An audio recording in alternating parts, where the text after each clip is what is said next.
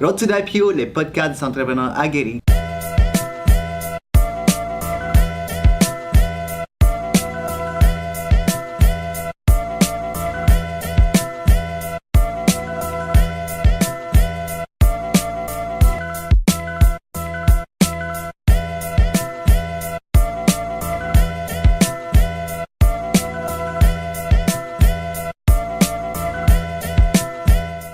Aujourd'hui au podcast, j'ai le grand plaisir d'accueillir David No. Salut David, ça va bien? Hey, ça va bien, toi? Cheers. Cheers. Merci d'avoir accepté notre invitation au podcast. Ça fait plaisir. Oui. En fait, pour ceux qui ne te connaissent pas, qui nous regardent en ces moments ou qui nous écoutent sur les podcasts, est-ce que tu peux te présenter? Oui, David No, je suis un investisseur en capital de risque. OK. Quelqu'un qui a gravité autour des startups et les jeunes compagnies et tout le domaine de l'entrepreneurship depuis plusieurs années. Parfait. Et ici à Montréal. Parfait. Mais avant de parler de ton parcours de VC, je vais parler de ton parcours entrepreneurial. Parce que ça t'a sûrement commencé comme entrepreneur avant de devenir VC, n'est-ce pas? Oui, et je mentionné aussi, j'étais avec Luge Capital. Oui. C'est un nouveau fonds FinTech ici à Montréal et à Toronto. Mais avant de devenir investisseur, j'ai toujours eu un côté entrepreneur. Depuis que je savais tondre des gazons, laver des autos, toujours de quoi pour essayer de faire de l'argent.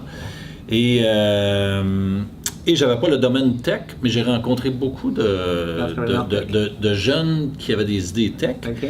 Et je me suis réuni avec eux pour bâtir des différentes compagnies. Puis j'ai été dans le domaine du télécom, le domaine du paiement, le domaine de la conformité, le logiciel de conformité. Et depuis à peu près 6 ans et demi, je suis un investisseur en capital de risque. OK, cool. Mais comment est-ce que tu as fait le saut des entrepreneurs à VC? Quand tu as commencé, tu avais souvent de l'argent que tu avais mis de côté. Tu as décidé à un moment donné, je vais aider le monde des entrepreneurs? Ou... C'est une bonne question. C'est quoi le chemin pour devenir VC? Je pense que pour être un investisseur, il faut avoir vécu les hauts et les bas d'un entrepreneur. Entre autres, c'est pour ça qu'on a appelé ça Luge Capital. Il y a beaucoup de virages, c'est risqué, c'est vite. Et alors, j'ai devenu investisseur après avoir eu une compagnie qui avait eu du financement de capital de risque et qui était Innovia Capital, qui avait financé une compagnie que j'étais dedans. Et après qu'on a vendu cette compagnie-là, ils m'ont demandé de me joindre à eux pour regarder les opportunités d'investissement. Et j'étais un entrepreneur en résidence, fait que j'étais pas un associé dans le fond, mais l'idée c'était que j'allais probablement me trouver une opportunité à travers le fonds. Maintenant qu'il avait déjà financé une, il voulait refinancer une autre opportunité. Et j'ai tombé en amour avec le domaine du capital de risque et je suis resté investisseur depuis ce temps-là à aider les entrepreneurs. Wow! Mais en fait, je vais parler premièrement de ta première rencontre avec un VC. Comment ça s'est passé? Est-ce que tu l'as comme « Wow, c'est un VC » comment ça s'est passé ta première rencontre avec un VC? La première fois que j'ai vu les deux lettres VC, je ne savais même pas vraiment c'était quoi. J'ai ouvert le journal, j'ai vu qu'il y avait un fonds de capital de risque. Puis j'étais dans une toute petite compagnie qui en télécom qui faisait du hardware pour rendre les réseaux plus vite. Puis on n'avait pas de financement, mais j'avais vu dans le journal qu'il y avait un nouveau fonds. Fait que je les ai approchés, puis ils n'ont pas retourné mon appel. Puis après ça, je les ai rappelés. La première fois que je les ai rencontrés, c'était pas l'affaire la plus agréable au monde. Fait que ma première expérience avec un VC, c'était pas très, très, très positif. Je me suis toujours dit, si jamais j'allais être investisseur, j'allais essayer d'être plus gentil que ça. Mais finalement, j'ai levé du capital dans des business, puis j'ai vu c'est quoi un bon VC, c'est quoi un mauvais VC. Parlons de ça en fait, c'est quoi un bon VC, puis c'est quoi un mauvais VC? Je pense qu'un bon VC en premier, c'est un fit avec l'entrepreneur. Tu sais, premièrement, ça va des deux côtés. C'est le VC qui a le fit avec l'entrepreneur, c'est l'entrepreneur qui a le fit avec le VC. Mais c'est aussi, je pense, qu'un investisseur qui a de l'expérience, qui comprend les différents obstacles que tu passes à travers, les différentes émotions, le défi que tu as à bâtir ta compagnie, puis qui a déjà passé par là, je pense que ça aide beaucoup. 2, C'est aussi, à part de l'expérience, c'est aussi, est-ce qu'ils ont l'expertise dans ton domaine? Est-ce qu'ils peuvent t'aider? Est-ce qu'ils ont un réseau qui peut t'aider? Oui. Est-ce qu'ils peuvent t'aider aussi à aller chercher du talent? Comment ils peuvent t'aider? Je pense qu'un investisseur ne garantit pas ton succès, mais si tu es un mauvais investisseur, ça peut te nuire beaucoup. Ça peut te nuire beaucoup parce qu'on voit souvent que la plupart des VC ne sont pas tellement investis dans la compagnie elle-même. Est-ce que c'est vrai? Parce qu'ils ont tellement de compagnies à gérer qu'ils vont juste prendre ceux qui vraiment vont être profitables en quelque sorte. Je pense que premièrement, les entreprises, les startups sont souvent pas profitables. Les investisseurs avec qui on regarde faire des investissements, c'est les investisseurs qui aident les compagnies, qui mettent de l'effort. Je pense que certaines business, ils sont beaucoup plus avancés puis ils n'ont pas besoin de l'aide de l'investisseur, ils ont juste besoin de l'argent. Il y a certains investisseurs qui vont juste contribuer de l'argent. Ça, c'est peut-être correct pour certains entrepreneurs. D'autres qui ont besoin de l'aide, ils ont besoin d'un investisseur qui va les aider. Mais je pense que beaucoup des investisseurs essayent beaucoup d'aider les compagnies parce que ça augmente la probabilité qu'ils vont réussir. C'est vrai, oui. Puis en parlant de ça, on parle beaucoup d'investissement, mais pour ceux qui nous regardent et qui nous écoutent, on se pose tout le temps la question, on voit les shows à la télé, Rogan's Den, celui aux États-Unis, je pense le Shark Tank, puis on se dit, est-ce que les investisseurs ils vont investir dans la compagnie ou sur la personne? C'est une bonne question. J'ai une expression, je vais investir dans le jockey avant que je vais investir dans le cheval. Je pense qu'avant tout, ça commence avec l'équipe. Une bonne équipe peut prendre une mauvaise idée puis la rendre bonne, tandis qu'une mauvaise équipe peut prendre une bonne idée puis la détruire. Fait que ça commence avec des gens avec qui on fait affaire. Puis est-ce que c'est l'équipe qui sont capables de vraiment bien monter la business puis de réussir dedans? Fait que personnellement, c'est l'équipe avant tout. L'équipe avant tout. Fait que là, si tu vois quelqu'un qui a une bonne équipe, en fait, parlons c'est quoi un bon startup? Tu vois, ils ont une bonne équipe, mais c'est quoi qui a besoin de plus pour que tu dises, OK, moi je vais investir avec eux? C'est quoi vraiment un bon startup à investir? Je pense que toutes les startups, ils ont mérite. C'est du monde qui prennent la chance d'améliorer quelque chose. C'est pas toutes les startups qui sont peut-être finançables par du capital de risque. On regarde des affaires très spécifiques, entre autres, c'est sûr, l'équipe. La taille du marché. Puis, est-ce que l'opportunité peut vraiment devenir grand? Parce qu'un investisseur, ça regarde faire beaucoup d'argent avec très peu de compagnies. Parce qu'il y en a beaucoup, malheureusement, qui ne réussissent pas. Fait que, est-ce que l'équipe sont capables de l'emmener à une très grosse taille? Est-ce que c'est un problème qui a une grande valeur à quelqu'un qui peut potentiellement acheter l'entreprise plus tard? La taille du marché, la grosseur de l'opportunité. Mais c'est aussi les barrières à l'entrée que quelqu'un d'autre ne peut pas juste copier très, très, très vite, très, très facile. Parce qu'il y en a toujours qui ont plus d'argent. Puis, il ne faut pas que ça soit la seule différenciateur, c'est que tu penses que ton financement va t'emmener là. Il faut que tu aies une barrière à l'entrée, peut-être technologique. Fait que technologie, taille du marché, la capacité de l'équipe à faire une grosse business avec ça. OK, wow. Avant de passer à la deuxième partie du podcast, j'aimerais que si les personnes veulent te contacter, c'est quoi la plateforme où est-ce que tu es le plus présente? S'ils peuvent te contacter, te poser des questions, juste les dire devant la caméra pour qu'on puisse... Oui, je pense que mon feedback aux entrepreneurs qui veulent contacter un investisseur, c'est toujours bon par quelqu'un qui te présente. Qui te présente, qui connaît peut-être l'investisseur. Parce que quand on a une introduction de quelqu'un avec qui on fait confiance, ça vient toujours mieux que juste un courriel « Bonjour, je suis... » Fait que, essaie de te faire présenter par quelqu'un. Essaie de les rencontrer à un événement juste pour qu'ils te voient, puis commence, puis une conversation vite, puis après ça, tu demandes ces informations pour te contacter. C'est sûr qu'il y a toujours sur notre site web luge.vc.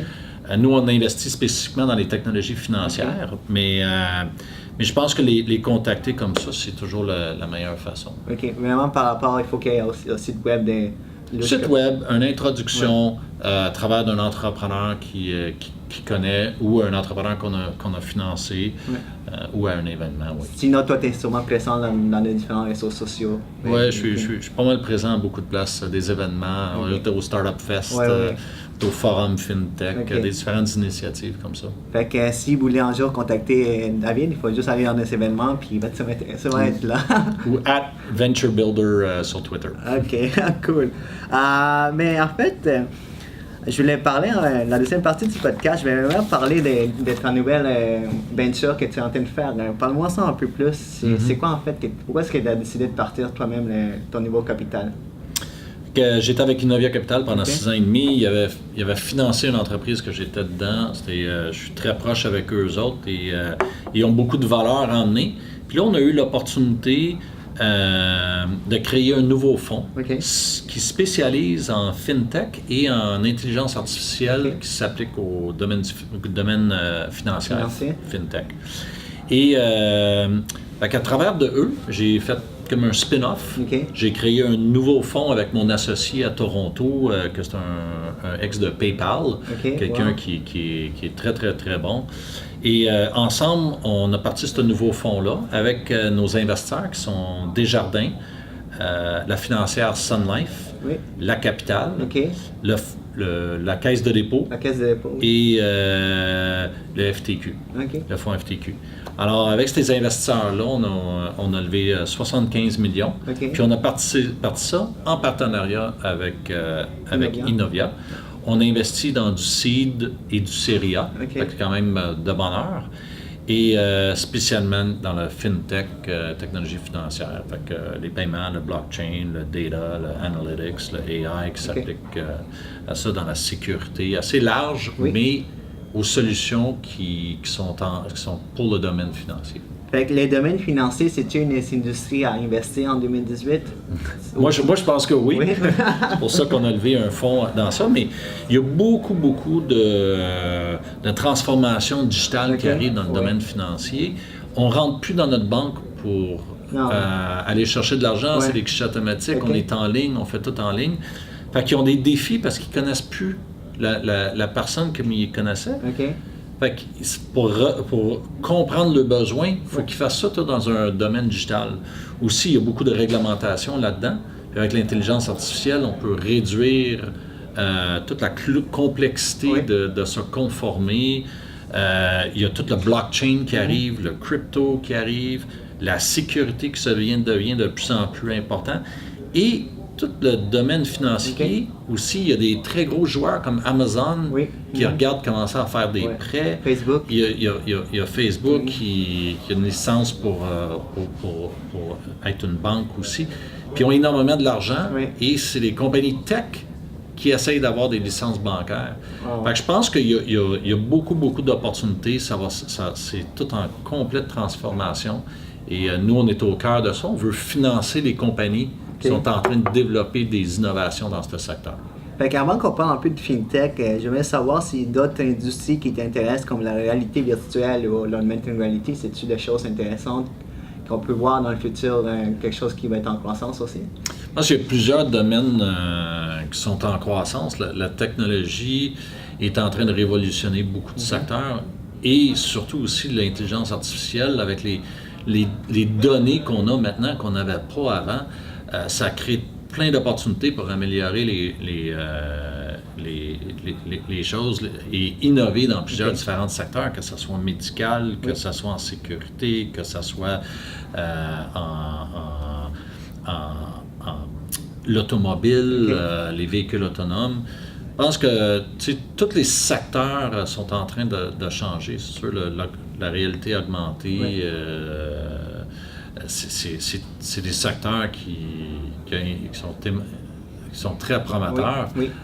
Nous, on a décidé de se focusser en FinTech, mais comme Innovia, eux, ils investissent plus large que nous dans plusieurs différents secteurs. Cool. Mais en fait, FinTech, c'est quand même assez réglementé. Puis tu parlais, il y a des gros compétiteurs qui vont se lancer là-dedans. Fait que s'il y a du monde qui écoute ça et dit « mais moi j'ai quelque chose en FinTech », c'est-tu vraiment une industrie en croissance certes, il y a beaucoup de lois, mais qu'est-ce que tu en penses? Qu'est-ce que tu peux leur dire? Tu es un leader en FinTech puis Est-ce que c'est bon de se lancer là-dedans? Si quelqu'un veut se lancer en fintech, je pense que la conformité Oui. puis toute la réglementation, oui, ça peut être un obstacle, mais ça peut être une opportunité aussi. Okay. Si on est capable de passer à travers de ça, c'est une barrière à l'entrée à d'autres entrées. Mais c'est pas tous les secteurs nécessairement en fintech qui ont besoin de la réglementation ou il y a besoin de se conformer à ça. Mais je dirais que c'est de juste regarder la façon que les choses se font présentement. Puis les entrepreneurs, il y a beaucoup d'opportunités d'améliorer. Oui. Ouvre un compte de banque. Ouais. En ligne, c'est encore très, très, très complexe. C'est ça, long, envoyer de l'argent à toi facilement à travers d'un app, c'est pas si facile que ça. Okay. Interact, ça prend du temps. Fait que je pense qu'il y a des opportunités, il faut juste repenser les choses. OK, cool. Mais avant qu'on passe vraiment à la fin, à la dernière question du podcast, je vais te demander les noms de BC, c'est un nom de sport. C'est pourquoi est-ce que tu avais décidé de le nommer de même? Sais-tu... Fait que Luge Capital, on a regardé plusieurs noms. Okay. Puis les athlètes de luge passent à travers beaucoup des mêmes émotions que les entrepreneurs. Il y a beaucoup de virages, beaucoup de hauts et de bas. C'est très risqué, ça va très vite. Il faut s'entourer avec des coachs, une équipe et des ressources pour réussir. Puis il y a juste une médaille d'or. C'est vrai. C'est comme les Olympiques. Fait qu'on trouvait que c'est semblable aux émotions qu'un entrepreneur passe à travers. C'est les mêmes émotions qu'un athlète. Puis c'est un sport canadien qu'on pratique l'hiver. En plus. Et avant, vraiment, si les personnes veulent vraiment en savoir plus sur le niveau luge, je pense que la Venture Capitalist, ta compagnie en fait, ils vont aller sur le site web qui est luge.vc, luga.vc. Voilà, parfait. Maintenant, j'ai une question à te poser qui est peut-être un peu plus touchée parce que c'est vraiment récent. J'ai entrevué Julien Brault de Aha Bacon, puis lui, il se finance différemment, c'est crowdfunding. Mais il y a aussi de nouvelles façons de se financer avec les bitcoins, par exemple. Tu sais, les ICO. Est-ce que c'est vraiment la nouvelle tendance que les startups vont prendre pour se lever des fonds, en fait? On voit énormément d'ICO qui fait partie de la présentation. On est au début de tout ça. Je pense que ça offre beaucoup d'opportunités. C'est pas pour tout le monde, c'est pas pour toutes les compagnies. Faut comprendre c'est quoi qui motive un investisseur. Et à un moment donné, il faut qu'il soit capable de vendre sa participation pour que je puisse retourner à mes investisseurs l'argent. Et aussi, il faut avoir la liquidité pour ça. Si tu achètes puis tu veux sortir, il faut que tu sois capable de le vendre. Mais je pense que c'est une bonne façon de lever de l'argent. Ça va évoluer beaucoup. Présentement, on est encore au début. Et toute la réglementation est encore très, très, très vague sur ça. Personnellement, toi, tu trouves que c'est quand même une bonne façon de lever des fonds? Je suis ça de très proche. Comme je dis, c'est pas pour tout le monde. Puis il faut y aller, il faut le faire de la bonne façon. Il y a beaucoup d'ICO qui ne réussissent pas. Puis au bout de ligne, il y a du monde qui perd de l'argent avec ça. Mais je pense que si on va suivre ça de près, parce que je pense que ça va. C'est pas fini. C'est pas fini. Ça vient de commencer, en fait. Ça va s'évoluer, puis je pense que ça va faire partie du chaîne de financement. Mais merci beaucoup pour cette belle entrevue podcast, puis encore une fois avec Davino. Merci, Hugo. Merci. Et à la prochaine. Merci, Hugo.